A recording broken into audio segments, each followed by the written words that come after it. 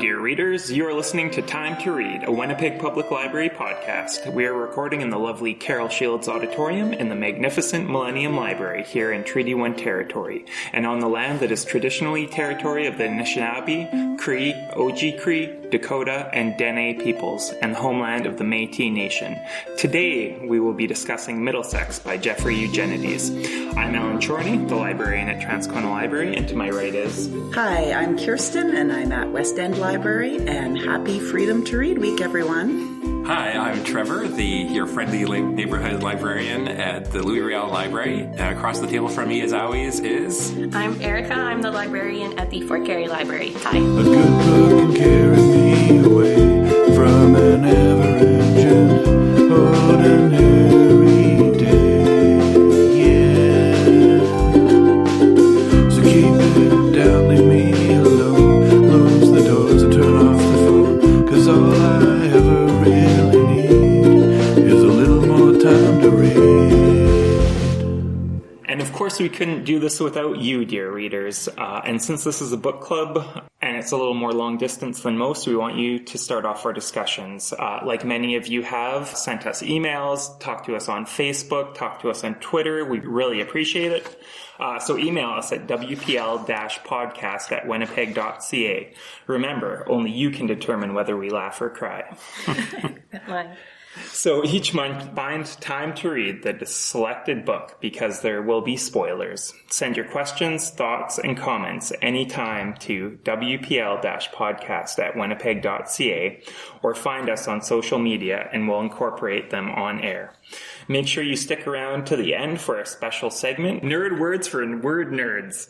And the last thing, if you haven't read Middlesex by Jeffrey Eugenides, now is your last chance, because Erica is going to give us a spoiler. But first, Kirsten is going to do a bio. Go, Kirsten. So, Jeffrey Eugenides was born in 1960 in Detroit, Michigan, to a father of Greek descent and a mother of English and Irish ancestry. His paternal grandparents were silk farmers. He has said in an interview that his parents had hoped for a girl, and he would have been named Michelle. His family moved to a house on Middlesex Road in Grosse Pointe after the Detroit riot in 1967. He studied honors English and creative writing at Brown and Stanford universities, taking a year off to travel across Europe and to volunteer with Mother Teresa in Calcutta, India. Whoa. From 1999 to 2004, he lived in Berlin at the invitation of the German Academic Exchange Program. Currently, he is professor of creative writing at the Peter B. Lewis Center for the Arts. Of teaching creative writing, Eugenides has said, "I tell my students that when you write, you should pretend you're writing the best letter you ever wrote to the smartest friend you have.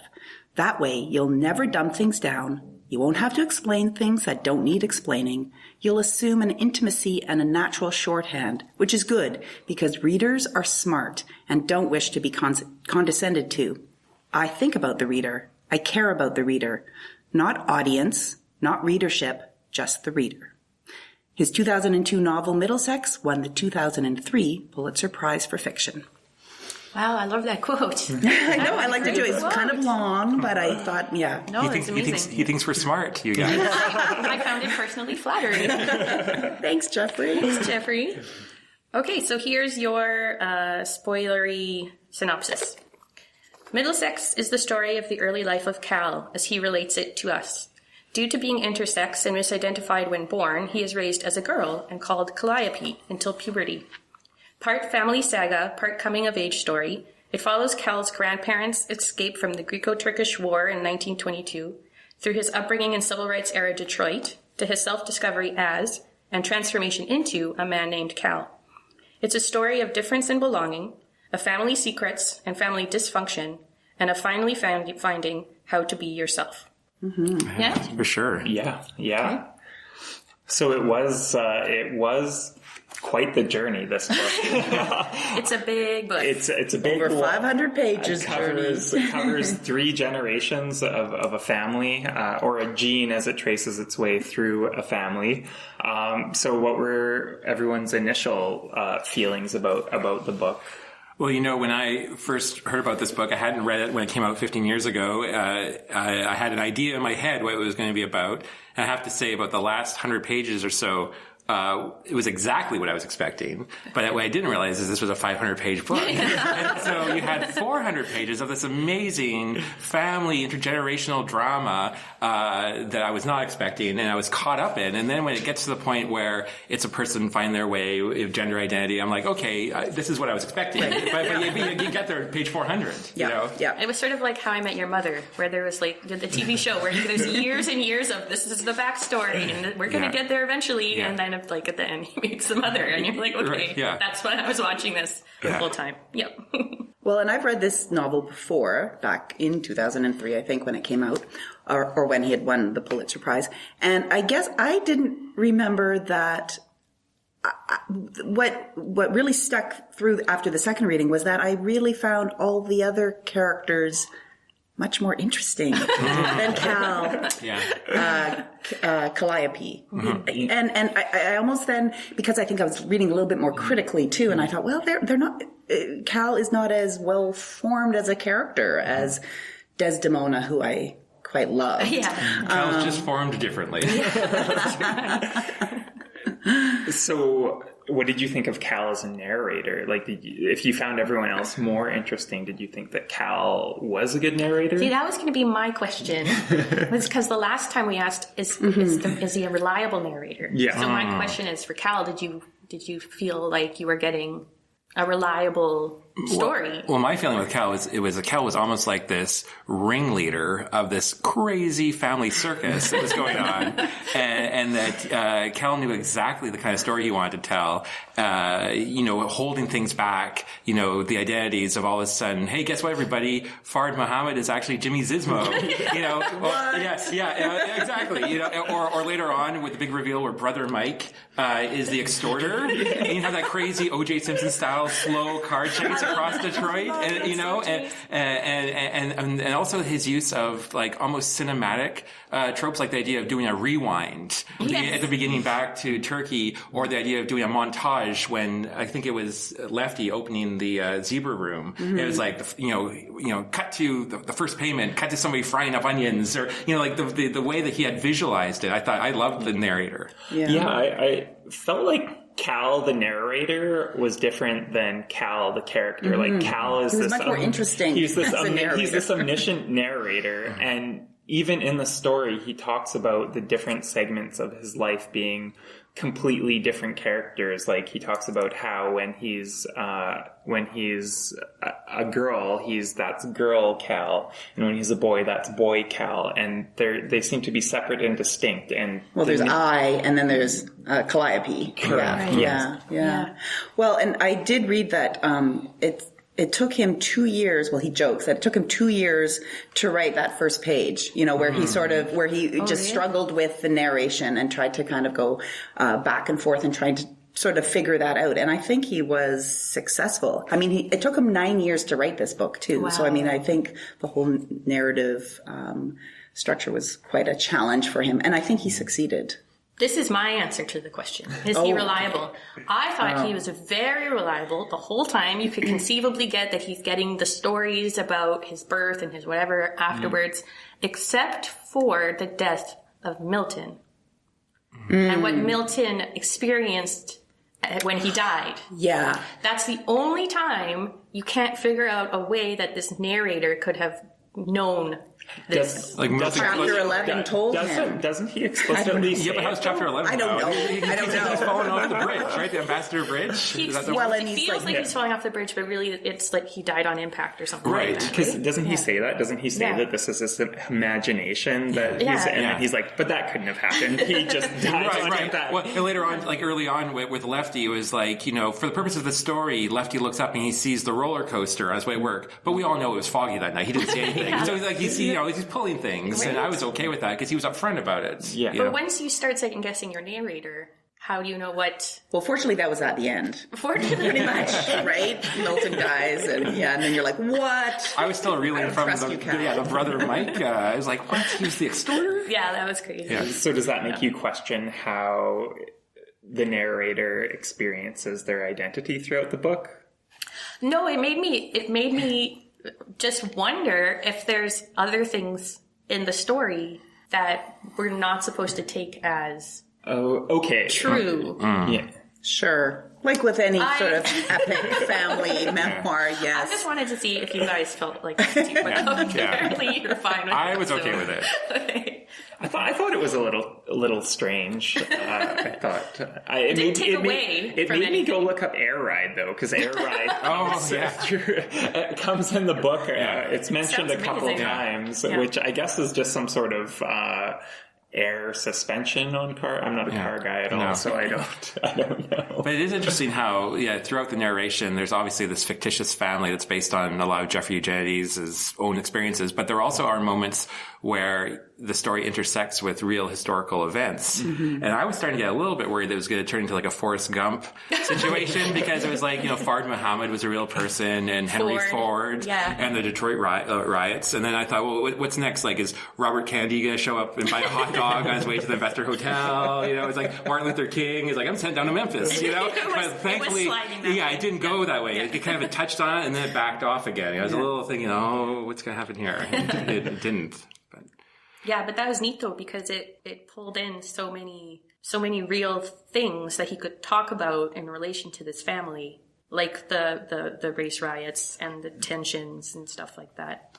And at a certain point in the novel, he had to actually speak to Calliope, this sex person, and which he really dealt with in the last 100 pages. So he couldn't have actually gone into bringing Martin Luther King into it. Had to actually deal with the story at hand. Yeah. And also something like the Detroit riots were the reason why they moved out of the Detroit proper and moved to Middlesex. Were any of you guys really surprised when they moved to Middlesex, so that was what the title was? Like, when I got to the front of the book, I was like, oh, it's a street. I had no idea. And that's really where he grew up. Yeah, that's the part that's crazy. Yeah. I just was like, oh, this is really cool. I thought, it's the perfect title for the book. Is that how he got the idea? He's like, what would Middlesex actually be? You know what I mean? If you were to expand upon it as he concept. Looked out of his window looking at was it a juniper tree or, It was whatever the silkworms eat. Yeah, exactly. Mulberries. Mulberry tree. If only Jeffrey Eugenides was on social media, we could reach out to him and ask him what he was thinking. Jeffrey,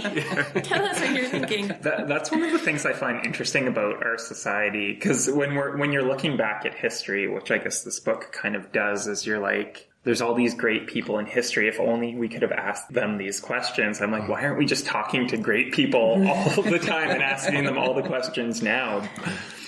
Because sometimes it's just the normal, regular brother and sister that you want to be talking to and finding out their story. That's the extraordinary story, right? The extraordinary story of these ordinary people. Well, I know, speaking about the brother and sister, the immigrant story, really a story that came to me is that happened in 1922 when Lefty and Desdemona left Turkey and came to America. And in that same year, 1922, my grandparents, my grandfather was a farmer in Northern Ireland, but he wasn't a very good farmer. Apparently he just loved to read books, which maybe his grandson is a librarian, and he didn't have a life there. He decided to come to Canada, and he decided he would come out to Winnipeg first and get set up, and then he would send for my grandma. So he left in the morning, got to Belfast, stayed in a hotel overnight, got to the ship. And outside the ship, my grandma was there. And she's like, I'm not leaving without you. Aww. And he's like, oh, what the hell? and so they got a ticket, they got on the ship, and they came over to Winnipeg, leaving everything behind, leaving like milk in the fridge. Oh my God. And came to Canada. And so I was thinking of them when the same year, and I don't think they were brother and sister. I'm hoping that's not the case, but now I'm trying to wonder. Never know.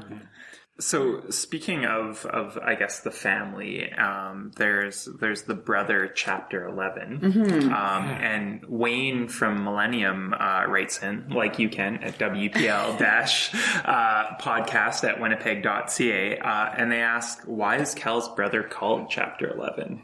This is a common question that we've Well, and I think it goes back to Kirsten's introduction where it says that Jeffrey Eugenides doesn't like to explain everything. Mm-hmm. He likes to respect the reader, and so he never answers it. Because we would figure out that, the hot dog stand went into it goes bankruptcy. sideways. So it reference it's references that.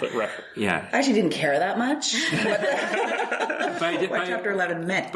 As time went on, initially I was like, what? Chapter 11? Who's this? But then I didn't. You're right, but it's kind of interesting. Like they commit to that nickname, or Cal does, and never once it's not like my brother Ted, who we call to as Chapter 11 because he's just it's always been Chapter 11, and another character that's like that is the obscure object later on that I don't think we ever find out her real name. But that also comes from Jeffrey Eugenides' real life in college. He and his best friend were both interested in the same woman or something like that, and that they referred to her as the obscure object. Wow.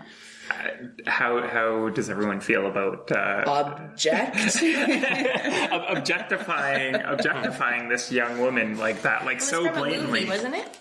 Yeah, was it from a movie. There was some sort of inspired that name. I mean, it's not ideal as a lady, but I didn't actually have any kind of problem with it because he was being a dumb teenage boy. Thought he was being a dumb teenage girl, but when you're that age, you kind of... Do dumb teenage girls exist? Absolutely.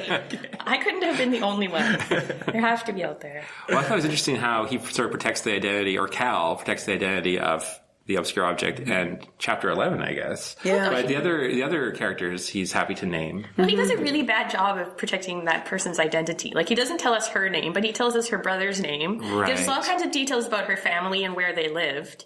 Like, don't we at some point know her name though too? Don't we initially know her name when she comes into the classroom? Maybe he does. Something we'll have to look up. Yeah, he does. Put it in the show notes. He's such a magician that he brainwashes us into forgetting it to protect her. Well, and that's actually very true because I mean, even with the brother sister Lefty Desdemona, he talks about that they're brother and sister and they fall in love, and he brings up the incest right away, and he handles it in this way that, I don't know, 300 pages in, you sort of forget about it. It's like... Not only do you forget about it, but then when, Milton starts dating his cousin, you're like, well, that's okay. That's much better. That's like, well, they're just cousins. They're not brother and sister. Speaking of which, I played clarinet for 6 years. I never knew it could be used as a marital device. I thought that was the cutest love story ever, the playing of the... I wasn't sure about that part. Do you think that speaks to a larger theme of the book in terms of we forget that the grandparents are brother and sister, and we forget that the parents are cousins, and the whole idea of intersex being someone, you forget that it's someone who's different. You just realize that everyone has that same common humanity. I mean, not that I'm saying that incest should be normalized. Well, the thing is that hot take is that when it's set against what they were going through and the atrocities that they were experiencing, you're like, compared to that, it's maybe not as horrible as murder and rape and all these horrible things that are going on in the war. It was love, right? It was love. And I didn't ever forget that was going on. I liked that he switched at a certain point on the boat where it's like they stopped being brother and sister and they started being husband and wife. Yeah, they went through the pantomime of the courtship. And he only referred to it once in a while as brother and sister later on. But it was Desdemona that kept bringing it up. Yeah, Lefty was okay with it. Yeah. Fine. So did anyone feel that Desdemona was taken advantage of by the whole situation a little bit? That's an interesting question. Because Lefty was sort of kind of got over it. Yeah, Lefty so much faster. Completely forgot about it, and Desdemona was throughout. She had she had worries about it that in a lot of ways caused a lot of familial issues and a lot of problems within the marriage. And I wonder if she thought of herself as a victim, or if anyone here thought she was.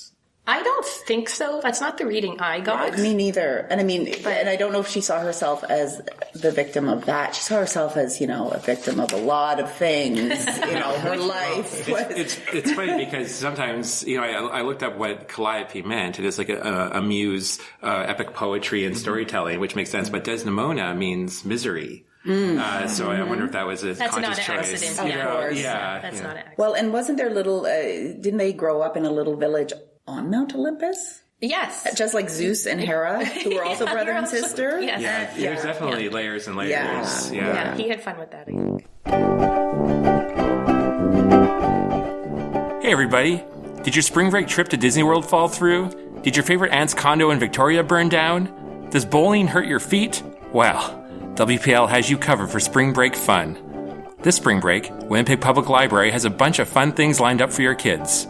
For teens, there are writing and poetry workshops. For tweens, there are Minecraft programs and even sessions of Dungeons & Dragons. Seriously? If maker programs are your thing, Cublets Robotics, Strawbees, Squishy Circuits, and the Great Robot Race are not to miss. I don't even know what some of those things are, but they sound awesome. If you are looking forward to something a little more chill, there's button making, hidden poetry, origami, and even yoga for families. And performers, don't even get me started. Fiddlers on the Loose, Castle Moon Puppet Theater, Mad Science, and Reading with Raptors are just some of the awesome things happening at your local public library this spring break. Please visit our website at winnipeg.ca/library to get all the details. Take that, Disney World. So one of the things in Middlesex, there was a lot of superstition and old wives' tales or old wives' predictions. The prediction of the baby's sex with the spoon. I love that. The spoon worked. The spoon actually worked right, the the spoon whole worked. time. Yeah. That wasn't a surprise to me. So you're superstitious a little bit? Well, maybe? I mean, I wouldn't say superstitious, I I mean, my mom was very good at reading people and reading situations, and so she would often, especially as she got older, would read our tea leaves and was quite often spot on. And I was good. I should have brought them as a prop. I have a bag of rune stones. Because props were really well out. I know, but I could have shaken the bag because they are rocks. And so they are these, I guess, fortune-telling stones. Although I don't use them to tell fortunes, really. It just tells you what you already know about yourself. Cast evil spells on others. No casting of evil spells either. But I've had this bag of runestones for probably 25 years. So do you think the spoon, though, could actually predict the It did. Right. Okay. But outside of the book, in real life, Okay. did you? I think I also would trust the person who has the spoon as well. Like, I think it's the spoon or the runes or the tea leaves and the person reading them. Right. So, yeah. I'm just going to go on the record as I don't believe in it. Oh my gosh, I should have brought my rune stones and I would do your runes. So would you have would've predicted that? She would have predicted you. But I always feel so awkward when I'm sitting around a table of people and it gets on the subject of ghost stories or something like that, and I'm like, I've got some. not real. I've got some stories I've too. got some too. Well, I think Alan and I are probably on the same page with this a bit more, so I don't know. Yeah. Well, not to draw it down gender lines, but come on, you guys. No, 2 to 2. Don't ignore the gender question. That's what Middlesex taught us. Gender's not important. How can you assume I'm a male gendered identifying? So you can write us in and let us know. Are you a believer in ghosts? Are you not a believer in ghosts? We'd love to hear from you. Yeah, and if you have any superstitions of your own. Not that rune stones and ghosts are the same thing. Well, but yeah. anyway. Ghost stones. Ghost tones. I'll tell you mine. I've always liked astrology, not as like something of like how you should make your decisions necessarily, but in terms of explaining personality, it just seems to me the people that I've met have matched their signs fairly well. And also when it comes to big things, I'm really superstitious. Like when I was pregnant and I did not want to, I felt like it was bad luck to find out the gender, sex of the baby. My line always was, aptly enough for this book, personality is more important than gender, which I still stand by. And I didn't want to give the baby a name because I felt it was sort of like a counting your chickens before they're hatched thing, right? Because it's kind of a big thing there. Yeah. I come from a family of women, and so I just assumed when I was pregnant that I was having Oh, really? a girl, and I talked to Bronwyn all the time. Whoa. And then Isaac was born. That's tempting fate. That's what I feel. Yeah, that's the stuff that... Yeah, the best of Bronwyn and Isaac and all those. But I love that about the end of the book, where he said, even when he was Cal and he became a man and he did the ritual of standing at the door and not letting the ghost in that only men can do, but then he said, I'm still Tessie's daughter. And I still talk to her all the time, and we gossip and all this stuff. And you go get their hair done. And they go get their hair done. And it's neat that the idea that you can identify as a man and still do all of these, like, supposedly womanly things. Well, yeah, because that some of that kind of annoyed me a little bit. Some of the gender lines that he did draw. Yes, but this was 2000 and whatever. Well, and he's also still a traditional. It's often oversimplified so much that it was neat for it to be explicitly like, that's who I am, right? So I would tie this into like my disbelief of like rituals, or not rituals, but of superstitions and that sort of thing, and tying it in, because I think there is something important in the actual ritual of it, which is good for Cal at the end when he can take on all of those rituals of both sexes, because the ritual is important, whether or not you believe in the superstition behind it, or that's my interpretation. Yeah, I agree. Yeah. Anyway, rituals I don't know if you very important. Yeah. Agree with that, Trevor, because you're like what your perspective is on rituals and superstitions, and are they important at all? Or? Well, I mean, I recognize that I recognize there are family traditions and things that are important. You know, I have, a few things I like to look forward to each year in terms of tradition wise, and so I understand that that's sort of a part of it, but, yeah, no, personally, I don't really have any experience with it. I can say nothing protects me from the existential dread I face every day. Maybe a daily runestone reading could help. I'm just saying. Maybe between now and the next recording, we can do one, and I'll at least one, I think, perhaps. So, can we talk about the complicated hybrid emotion? Portion of the book. Idea. Yeah. I mean, because personally I feel that I'm just one big complicated hybrid emotion. Yeah, it's hard to narrow down.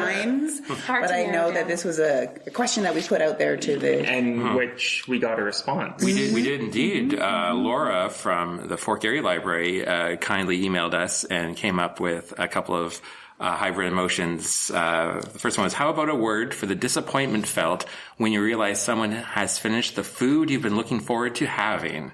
Another one, simultaneously loving and hating your child/pet when they've done something terrible but look so adorable. Yeah, I have that all the time, that feeling. I think you could probably add spouse to that as well. Or spouse. I've got away with a lot of things by being adorable. So says Trevor. Okay. I came up with a couple that are library related. I don't know if it is. So how is this? That combination of satisfaction and smugness one feels when you're able to find that obscure item for a customer based on limited clues. Oh yes, I did it's that. A red cover. I thought she wanted to place holds on the book about the photographer who was a street photographer who had just died. And this was sort of all the information she could remember. It was a lady, and she was a secret photographer, and she was a nanny. Oh, and that I had remembered reading about it on the news or on the interwebs. So awesome. Of course now I don't remember her name, but we found it, and we have 4 of her books and a movie about her. Excellent. Yes, fist pump for the win. Does anyone want to give another one, or should I give another? Do you want to? Well, I mean, I have. So actually, you know what? I actually came up with a word too. Okay, so I the ability or condition to take on the emotions, experiences, history of someone else and make it your own. Not that I do that myself, but I do. And I called it ultra memory assimilation. Whoa. I may have been. I have been at parties before where I've told stories about being in a certain place, hearing a certain band, the Rheostatics, at Harpo's, and telling the story and saying how great it was, and my sister chiming in and saying, "That wasn't you, Kirsten. That was me." Wow. Which is a testament to Heidi's storytelling ability, because it just made it super vivid. Yeah, I was there. You've never been to New Orleans. At least I have a friend who in high school, he kept saying these stories. He'd tell me these stories and he'd be like, I was with this guy and we were doing this thing and it was so awesome and you should have been there. And then I would be, it was me. And that happened repeatedly. So we need a word for that. Yeah. Ultra memory assimilation. I think it's still good. the same. So I have one that's very true to my life. It's being so tired, but being unable to sleep. So you know that feeling? Every night? It's sort of like insomnia, but where you're thinking, I'm just gonna get into bed and crash. I'm so tired, and then you lie down and you just can't sleep. Your brain goes bing. Yeah, it's a special kind of insomnia, I guess. Yeah. You can do that with there's something you can ingest that will give you that exact feeling. No, I don't think she wants that feeling. I think she wants the opposite. I'm just trying to relate. I know. I remember being in university and like wanting to stay up to write this paper, and so I started experimenting with Red Bull and other energy drinks. And I would drink the Red Bull and I would realize that didn't help anything because it kept my body awake, but my brain would shut down. Oh dear. So I would have been better off going to sleep and waking up and getting some sleep, but instead that's the lesson. That's when you're tired, go to sleep. Yes. So that's mine, but I didn't come up with the actual word for it. I came up with a word for mine. Mine is, and this is the biggest pet peeve of mine, is whenever you're in like a throughway where there's like lots of people going somewhere to and from, and someone stops just like in the middle, like at the top of an escalator, they see someone they know and they stop, and then you have to like try and like shimmy around them. Oh yeah. So what's the word? Pile on her. Like a pile. What about the emotional genius of dogs who feel deeply the emotions and tragedies of their caregivers to the point that they lose the use of their limbs? Are you going to work Dave into every podcast? Canine emotive limb loss. It's a condition. That sounds like a real thing. It is. It happened. It happened. But then when the caregiver owner got better, then Dave got better. His legs started to work? And his legs started to work. And it wasn't a tick. All of you who are going to email in, it wasn't a tick. Wow. wpl-podcast.winnipeg.ca. Tell us it was a tick. Yeah. Please let us know whether Kirsten is crazy. Hi, this is Sally Ito, author of Alert to Glory. You're listening to Time to Read, a Winnipeg Public Library podcast.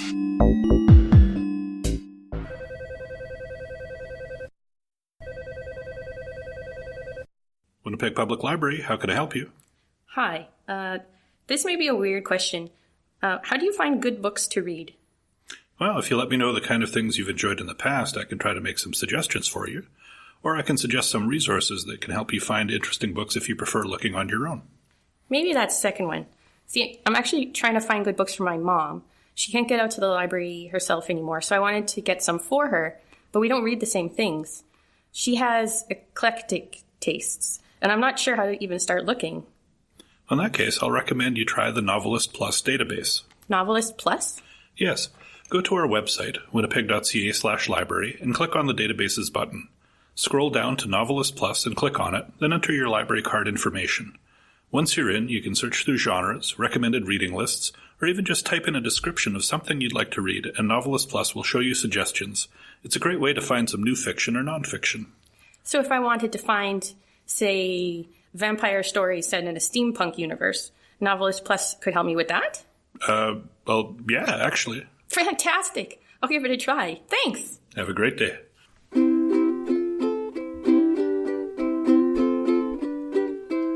Okay, so we had one more person write in, one more listener. We're so excited that you guys are listening and interacting with us. So Mr. Night Owl on Twitter wrote in, and she said that he. We don't want to judge. Gender is fluid. It is Mr. Myster, just so you don't know. Maybe he's made some vapor. Yes.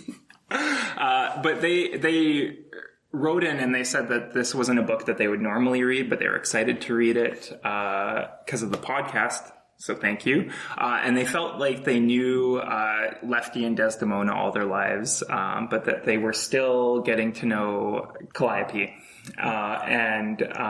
So I think this goes back to what you were saying earlier, Kirsten, is that you didn't feel that Cal was quite as realized a character as they could have been. Mm-hmm. And I don't know that I think I would agree with that, and I don't know that we ever get to know Cal as much as we might have wanted to. Intentional, not intentional.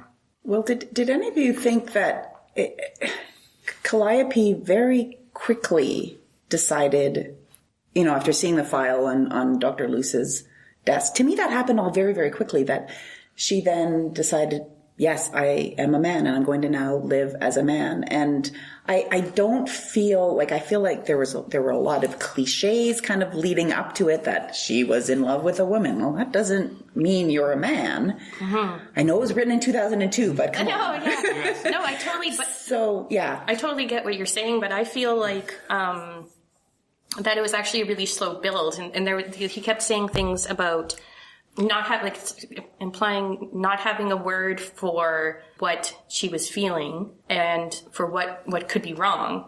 And then I think seeing something like your chromosomes are XY, or she knew that she'd been lying to Dr. Luce about certain things.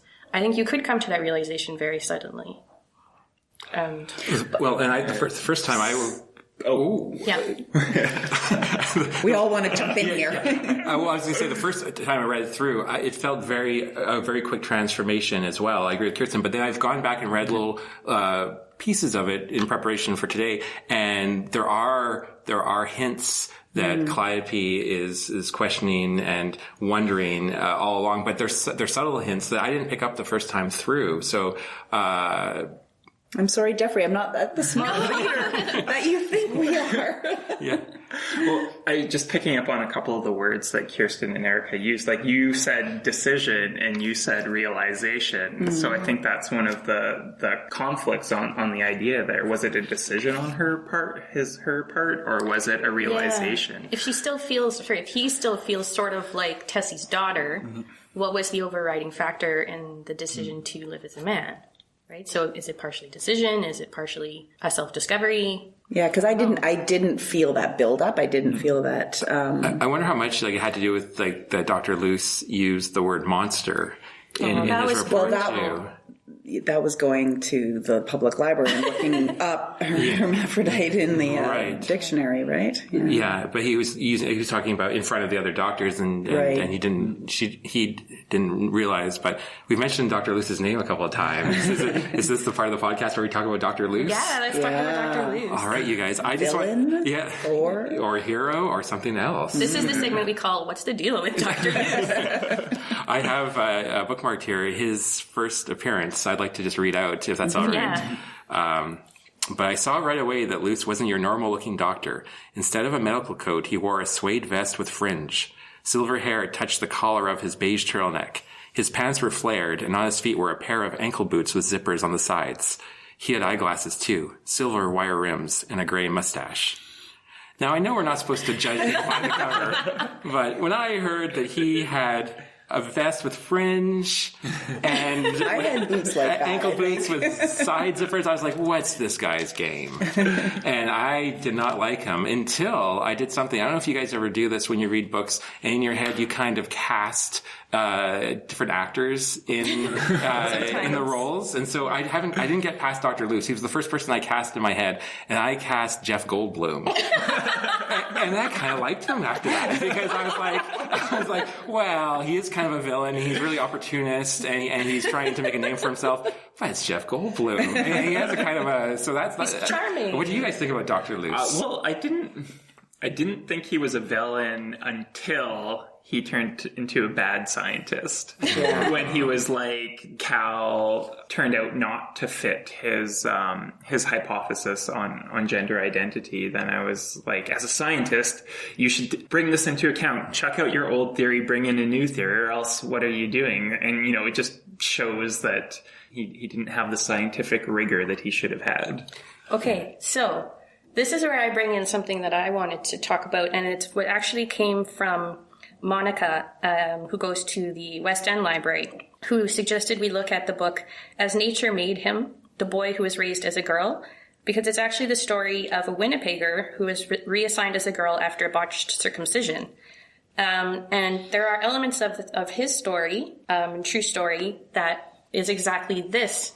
After the botched circumcision, which is kind of painful to read about, he's taken to a doctor named Dr. Money. No. Yes, his name is Dr. Money. I looked it up. I couldn't find an alternative pronunciation of what that could be, so I'm calling him Dr. Money. And he was a sex and gender expert at Johns Hopkins. And he said, our best bet is to raise this boy as a girl. And so they did various procedures for this.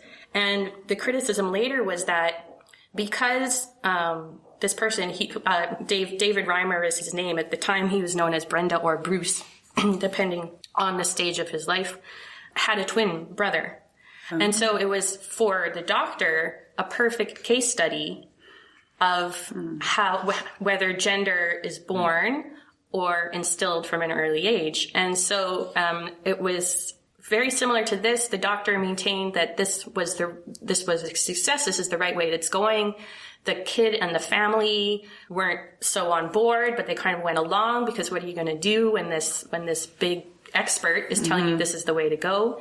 And it was unfortunately not a very good experiment. So the book came out in 2000 by John Colapinto, As Nature Made Him, the Boy Who Was Raised as a Girl, in part to prevent this sort of gender reassignment being done in this way, because it damaged the family. So that's a interesting local and very related read and Dr. Money. I picture Dr. Luce and Dr. Money as the same person. I just have one final side note about Dr. Luce to mention, in that the chapter that he appears in mostly is called the Oracular Vulva. And interestingly enough, when Jeffrey Eugenides was writing the book, he couldn't decide yet what voice he was going to use. He ended up using Cal's voice for the whole thing, first person. But he actually wrote 150 pages in a third person, more traditional narrative, which he eventually abandoned. And the chapter he spent the most time on was the Oracular Vulva, the Dr. Luce chapter. And so what he actually did was he published that version of that chapter in the New Yorker in the late 90s. And it's a sort of a standalone piece. And last year, he published a collection of short stories called Fresh Complaint, and that section is in there too. So if you want to get almost like an alternate reality timeline of Dr. Luce, it goes into much more detail about his rivalry with another doctor, and it's quite an interesting read. So that's something that people who enjoyed Middlesex might want to read, a little extra content on Dr. Luce. And on Trevor's recommendation, picture him as Jeff Goldblum. That's right, yes, it will help you. We'll have a link in the show notes. Yes. Maybe to a picture of Jeff Goldblum, too. You can never have enough Goldblum. Never have enough Goldblum. I love him. So before we start wrapping things up, does anyone have any final thoughts? Anything that we missed covering that we want to get off our chests about this book? That's it. We covered it all. I think that, this is one of my favorite books. I was really excited to reread it. I'm really happy that it held up to a second reading, because I really liked it the first time. I loved the vivid depictions of things like Cal's first sexual experience as a girl, and how that can possibly occur, and still nobody knows that he's actually a man. And all those little bits of humor and the absurdity of life and the richness of the characters and the way that it goes through so many people's lives, and you feel like you know them and you feel like you understand what they're going through. And for me, it was one of those books where like you miss the characters when they're gone. For me. Yeah. So I love this book. It gets all my thumbs up. Yeah. And my final thought on it is that Calliope is almost the least interesting character in this amazing book with all these wonderful characters that you get attached to. And like I said, 100 pages of it I was expecting. 400 pages was a total revelation, and I loved it. Yeah, it was really well written.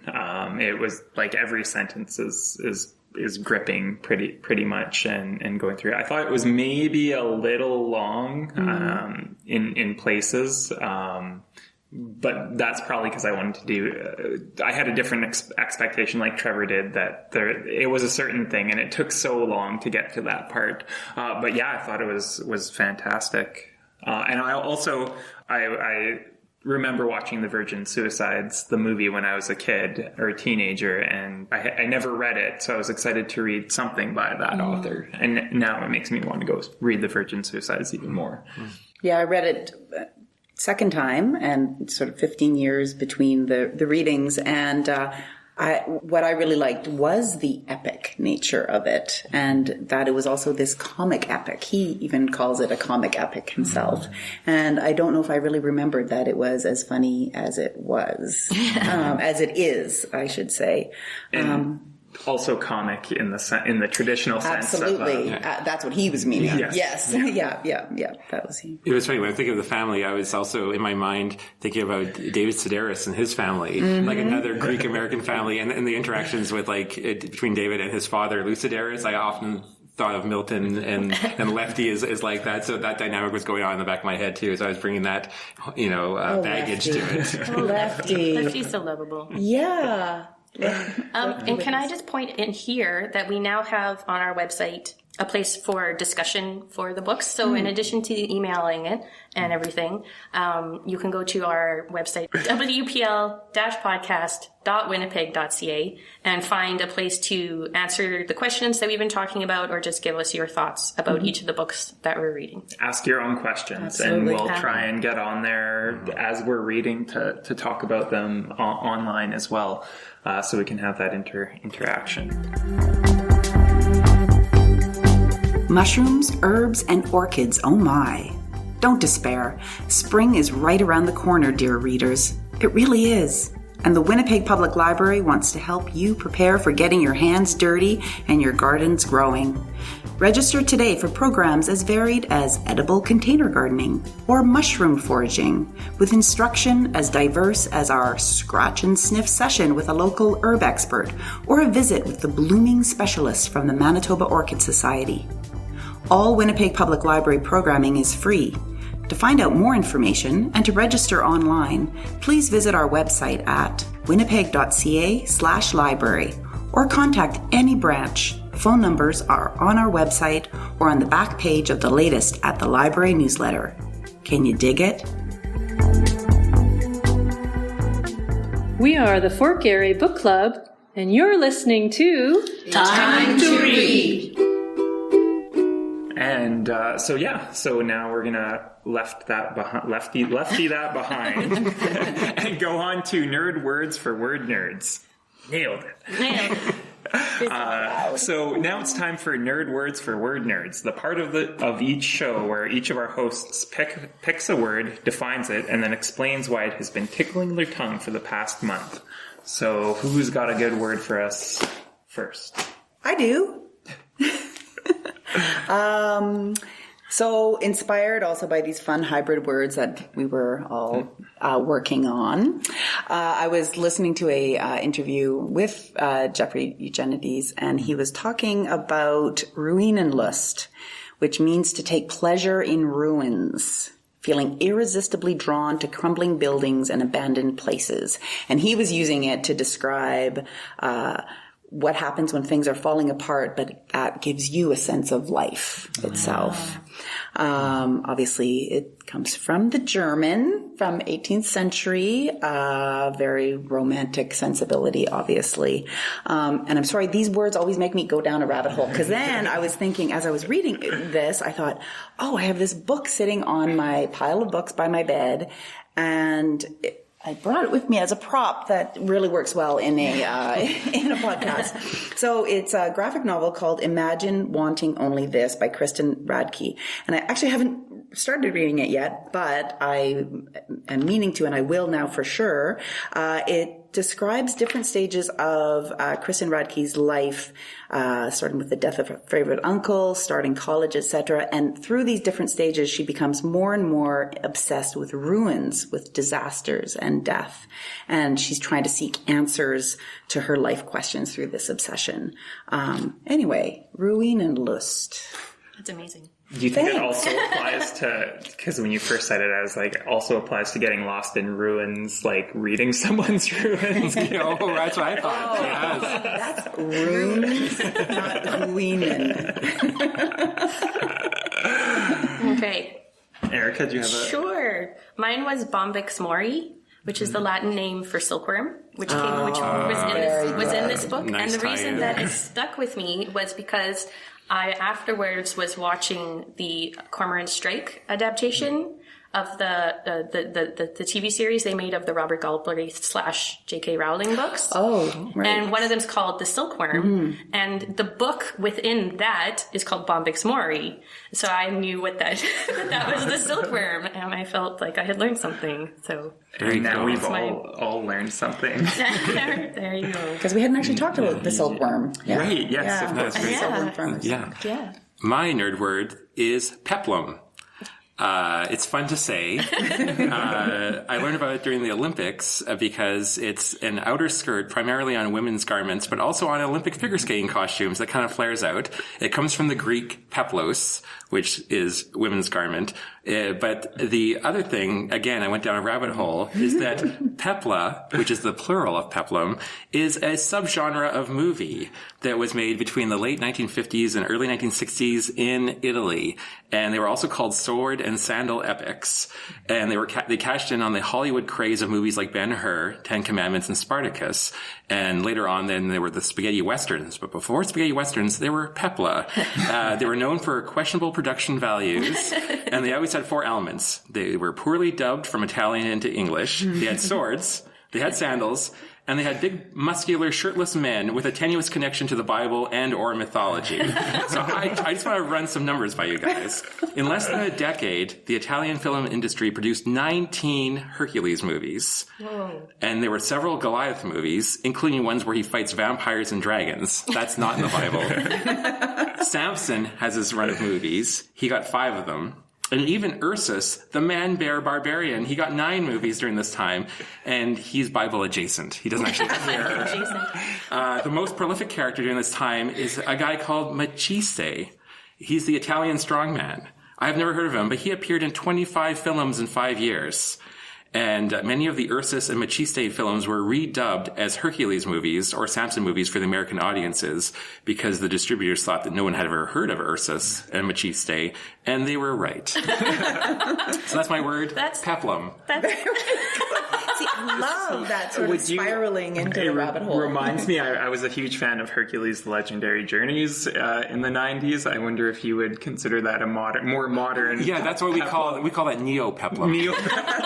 Well, there's so many in the industry. The appeal of that, do you think that's tied to now there's the appeal for the like big epic battle, thick Game of Thrones, Lord of the Rings, all of these like historical-ish And they're all wearing warrior peplums. things. Absolutely. The pepla, yeah. Yeah. So The pepla are having a real moment. their resurgence of the I see a library program coming out of this. Yeah. So my word is apparatchik, which is a member of a communist apparat, or a blindly devoted official, follower, or member of an organization. Now, why would that be on your mind? Yes. Why would that be on my mind? Well, I was just in Cuba. What? So my first time to a communist country, and then I just happened to be reading a book in Cuba, as one does on the beach, called... That's my kind of beach reading, but okay. Called Old Man's War, which is this... Scalzi. Yes. Yeah. Which I'd never heard of before. I just He's happened... amazing. It is. It's great. It was a great read. They're making it into a Netflix movie soon. Cool. And the word apparatchik was in it, and I looked up the meaning of it because I didn't know, and I was like, it has to do with communism. And one of the things I did notice that I was there that I thought was interesting. So I went to Santa Clara, and that was where Che Guevara led the revolution. So there's a lot of, pictures of Che around. And one thing I noticed about him is he must have been a prolific reader, because many of the pictures that he's in, he always has a book in his hand. So he'll be up in a tree with his binoculars, and he'll have a book in one hand reading. So yeah, that was my word for today. So Very good. Library related. I'll say. As well. yes. Excellent. Okay, so thank you very much, dear readers, for joining us on this episode of Time to Read, episode number 2. We hope you enjoyed it as much as we have. Next month's book is Underground Railroad by Colson Whitehead. Find it on our catalog at winnipeg.ca/library. We can't make this podcast without you, so email us at wpl-podcast@winnipeg.ca with any comments, constructive criticisms, anything you want to let us know about the show, whether or not Kirsten's dog had a tick. So that's wpl-podcast@winnipeg.ca. Remember to rate us on iTunes 5 stars. And until next time, make sure you find Time to read. Thanks for joining us for this episode of Time to Read. We were discussing Middlesex by Jeffrey Eugenides. Time to Read is a production of the Winnipeg Public Library. Your hosts today were Alan Shorney, Kirsten Werman, Trevor Lockhart, and Erica Ball. Our webmaster is Aaron Seaburn. Our social media guru is Regan Brew. Audio production and music by Dennis Penner. Some of our comments and questions today come from Wayne from Millennium, Laura from Fort Garry, Monica from West End, and Mr. Night Owl from Twitter. Please see our show notes for full credits. We want you to be part of the show too. Email us at wpl-podcast@winnipeg.ca with suggestions for books that you'd like us to read and discuss, and comments and questions about the book we're reading for our next show. Visit us on the web at wpl-podcast.winnipeg.ca. Check out our show notes with links to some of the things we talked about today, and take part in a discussion about the books we're reading. Next month, we're reading The Underground Railroad by Colson Whitehead. We're looking forward to hearing what you think.